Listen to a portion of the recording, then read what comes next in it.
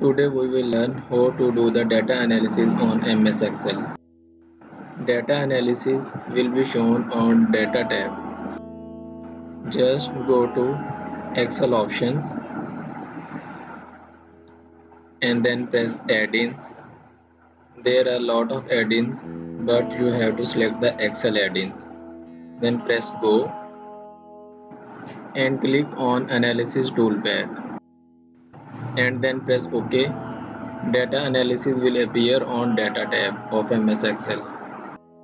There are many statistical formulas on data analysis like ANOVA, correlation, covariance, descriptive statistics, histogram, regression, t-test, z-test, f-test, etc.